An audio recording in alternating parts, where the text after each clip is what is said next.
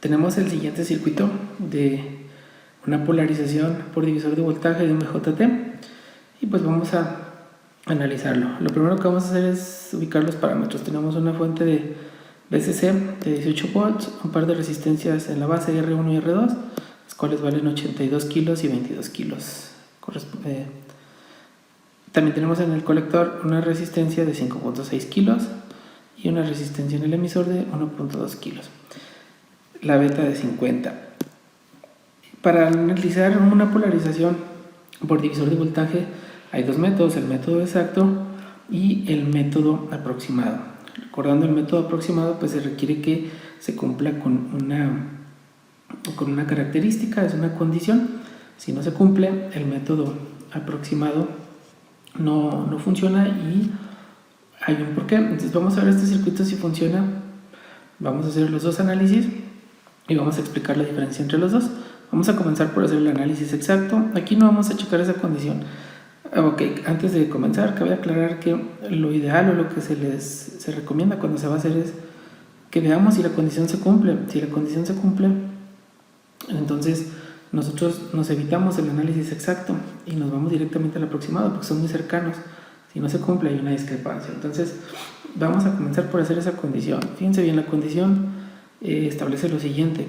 La condición que tenemos que verificar es que si beta por la resistencia en el emisor es mayor o igual que 10 veces la resistencia 2, entonces podemos hacer ese análisis. En este caso entonces vamos a ver, la beta vale 50, que multiplica la resistencia en el emisor, que es 1.2 kilo ohms, y esto debe ser mayor o igual que 10 veces la resistencia 2, que para nosotros vale 22 kilo ohms.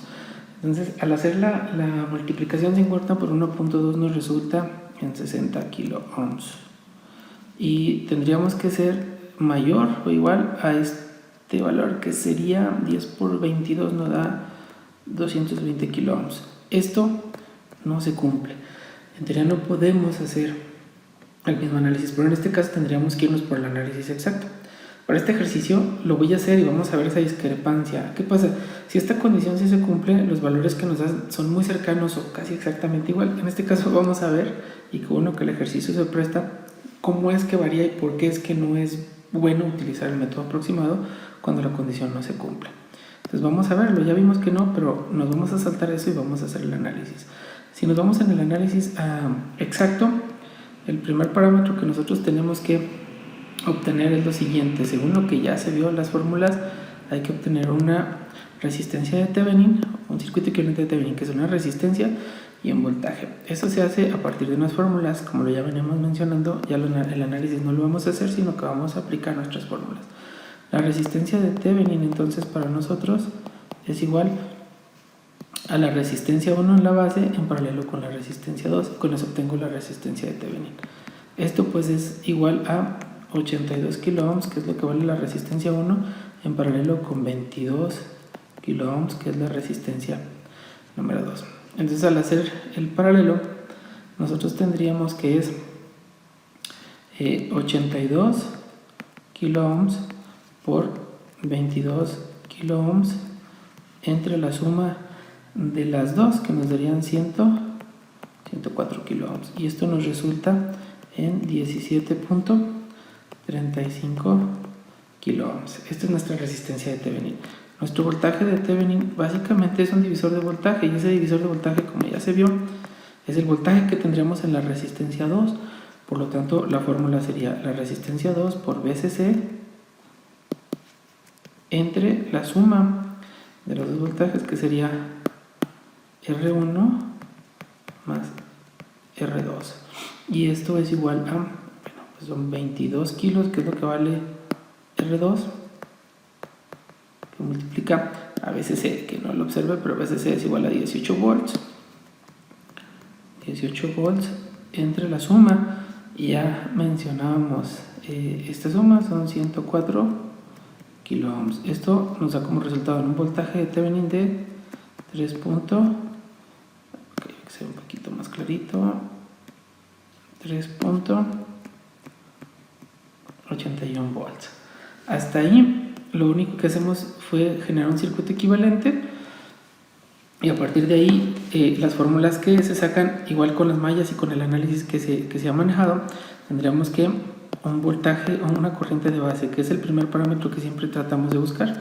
Esta corriente de base ahora es igual a, en lugar de tener nuestro VCC como en las otras fórmulas, tendremos el voltaje de Thevenin. Entonces aquí le vamos a poner voltaje de Thevenin menos el voltaje base emisor entre, y en este caso sería la resistencia de Thevenin más la beta más 1 por la resistencia en el emisor, y básicamente con eso obtendríamos la corriente de base. Entonces vaciamos nuestros valores que tenemos, sería 3.81 volts menos 0.7 volts entre, y en este caso sería 17.35 kilos menos beta, que sería 50 más 1, aquí no es menos, es más, 50 más 1 por la resistencia en el emisor, que es 1.2 kilos.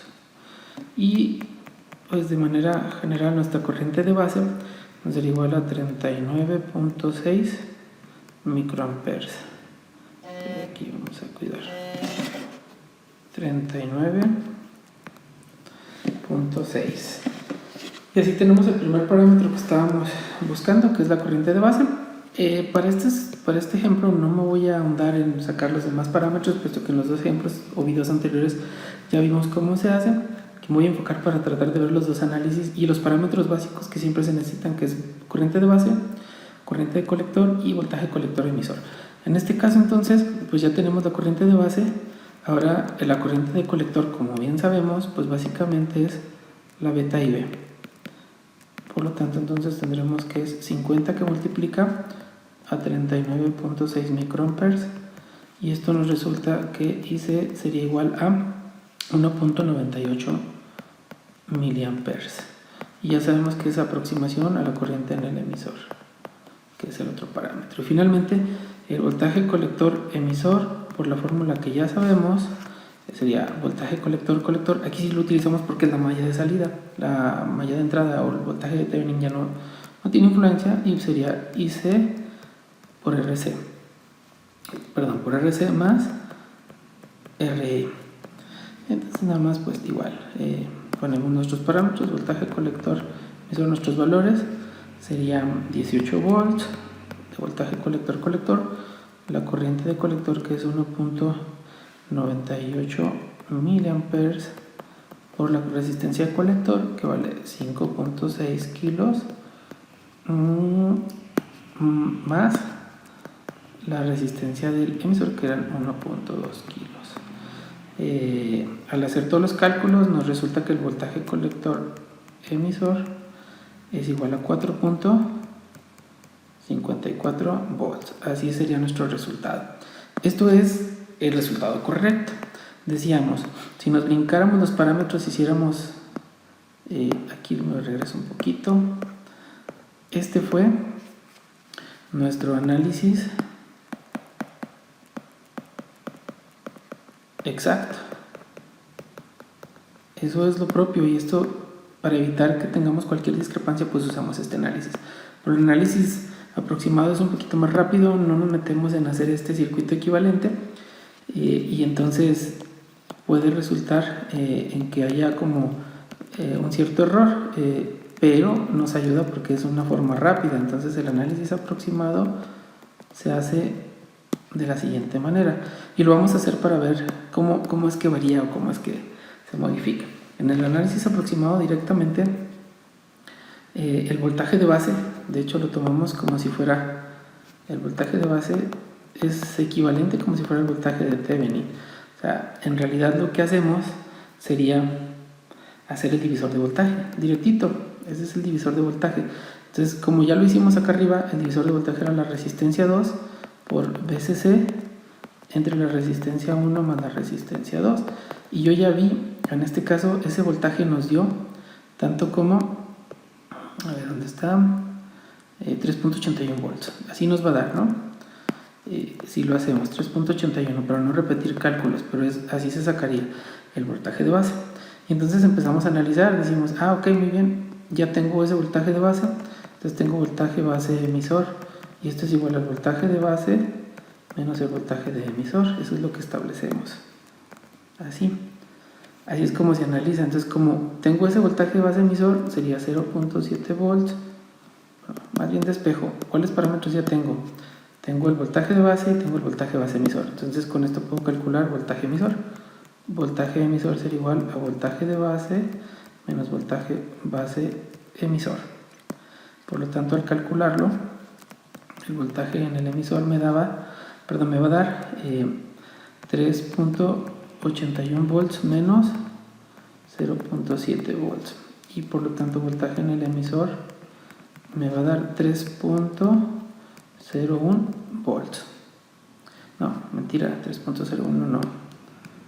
Al hacer esta resta me da 3.11, no 3.01. 3.11 volts, ahí se me fue a 1.1. Bien, entonces yo ya tengo este voltaje en el emisor.